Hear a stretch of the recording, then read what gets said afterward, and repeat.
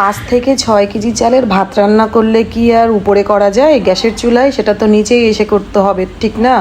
তো এখানে বাহিরের চুলায়, গ্রামের বাড়িতে এরকম চুলা থাকে, আর বাহিরে এসে আমরা রান্না করি, কারণ জাস্ট ভাতটাই রান্না করা লাগে, উপরে গ্যাসে সব কিছু রান্না করা হয়।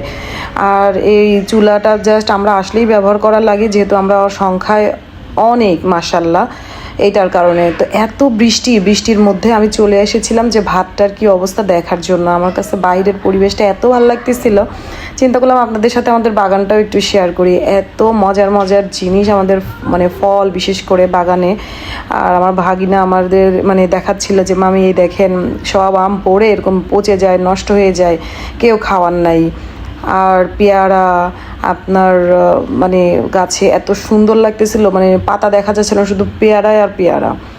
তো ও আমাকে আম পেড়ে দিচ্ছিল, আর আমিও দু একটা হাতে করে নিয়ে গেছি। পারতে তো একটা মজাই আলাদা, ঠিক না বলেন? বিশেষ করে গ্রামে যাবো আর আম পারবো না, এটা কি হয়? আর এটা কিন্তু ব্যানানা আম, এটা দেখতে যা ভালো লাগে। বা ঢাকায় কিন্তু এগুলোর অনেক দাম, কিন্তু সিজনে না, অফ সিজনে এগুলাকে বেশি দেখি আমি। কি সুন্দর সুন্দর আম ধরে আছে, মাশাল্লাহ। তো মেলা ফল ছিল, কিন্তু লিচুগুলো আমাদের কপালে জুটে নাই, কারণ লিচু আমরা আসার আগে চোরে চুরি করে সব পেড়ে নিয়ে গেছে, একটাও আর মানে রাখে নাই, এমন অবস্থা। তো এই আর কি আর করার, এভাবেই দিন চলে যায় আমাদের। তো ভালো থাকবেন, আল্লাহ হাফেজ।